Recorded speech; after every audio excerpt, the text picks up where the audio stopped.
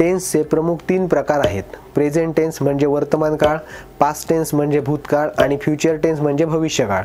आता या तीनही काळांचे प्रत्येकी 4-4 प्रकार आहेत. मागच्या व्हिडिओजमध्ये आपण प्रेझेंट टेन्स आणि त्यांचे प्रकार पाहिले. प्रेझेंट टेन्स या विषयावर डिटेल्समध्ये व्हिडिओज तुम्ही पाहिले नसतील तर खालील डिस्क्रिप्शनमध्ये दिलेल्या लिंक चेक करा. आता आपण पाहूया पास्ट टेन्स. पास्ट टेन्स म्हणजे भूतकाळ. ज्या घटना भूतकाळात घडून गेलेल्या आहेत त्या सांगण्यासाठी पास्ट टेन्सचा वापर करतात. पास्ट टेन्सचे एकूण 4 प्रकार आहेत.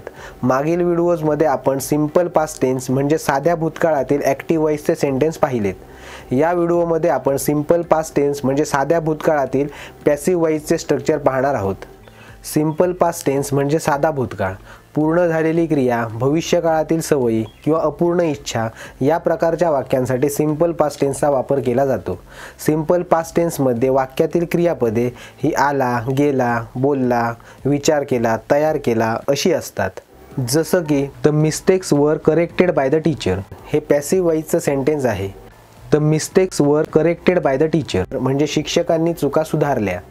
हे सिंपल पास्ट टेन्सचे रेग्युलर सेंटेन्स आहे, कारण मिस्टेक्स हा ऑब्जेक्ट आहे, प्लस वेअर हे हेल्पिंग वर्ब आहे, प्लस करेक्टेड हे वर्बचे तिसरे रूप आहे, तर टीचर हे सब्जेक्ट आहे. म्हणून सिंपल पास्ट टेन्सच्या रेग्युलर सेंटेन्ससाठी ओ प्लस वॉज किंवा were plus V3 plus subject हा फॉर्म्युला वापरतात. तर रेग्युलर सेंटेन्सचे निगेटिव्ह सेंटेन्स बनवताना रेग्युलर सेंटेन्समधील हेल्पिंग वर्बच्या पुढे म्हणजे वॉज किंवा वरच्या पुढे नॉट वापरतात.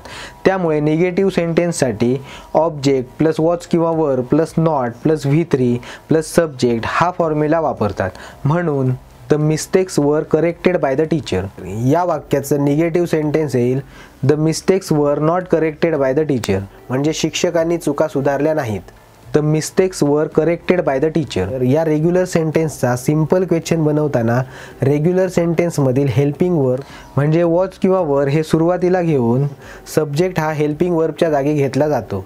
त्यामुळे सिंपल क्वेश्चनसाठी वॉज किंवा were plus object plus V3 plus subject plus question mark हा फॉर्म्युला वापरतात. म्हणून the mistakes were corrected by the teacher या रेग्युलर सेंटेन्सचा सिंपल क्वेश्चन येईल were the mistakes corrected by the teacher म्हणजे शिक्षकांनी चुका सुधारल्या होत्या का. तर सिंपल क्वेश्चनचे निगेटिव्ह सेंटेन्स बनवताना सिंपल क्वेश्चनमधील हेल्पिंग वर्बच्या पुढे म्हणजे वॉज किंवा वरच्या पुढे नॉट वापरतात. त्यामुळे निगेटिव्ह सेंटेन्ससाठी वॉज किंवा were plus not plus object plus V3 plus subject plus question mark हा फॉर्म्युला वापरतात. म्हणून the mistakes were corrected by the teacher या रेग्युलर सेंटेन्सचा निगेटिव्ह क्वेश्चन येईल were not the mistakes corrected by the teacher म्हणजे शिक्षकांनी चुका सुधारल्या नाहीत का. The mistakes were corrected by the teacher या रेग्युलर सेंटेन्सचा WH क्वेश्चन बनवताना सिंपल क्वेश्चनमधील हेल्पिंग वर्बच्या आधी म्हणजे प्रश्नाच्या सुरुवातीला सब्जेक्ट किंवा ऑब्जेक्टला प्रश्न विचारून WH फॅमिलीमधील योग्य तो जसं की what, when, where, who, how इत्यादी शब्द वापरतात व त्यानुसार सब्जेक्ट किंवा ऑब्जेक्टचा प्रश्नानुसार उत्तरामध्ये येणारा भाग वगळतात. त्यामुळे WH क्वेश्चनसाठी WH प्लस वॉज किंवा were plus object plus V3 plus subject plus question mark हा फॉर्म्युला वापरतात. म्हणून the mistakes were corrected by the teacher या रेग्युलर सेंटेन्सचा WH क्वेश्चन येईल what were corrected by the teacher शिक्षकांनी काय दुरुस्त केले. The mistakes were corrected by the teacher या प्रश्नाचे उत्तर हे ऑब्जेक्ट म्हणजेच मिस्टेक्स आहे, म्हणून ऑब्जेक्ट रिमूव्ह केला आहे. जर उत्तर सब्जेक्ट असेल तर सब्जेक्ट रिमूव्ह केला पाहिजे.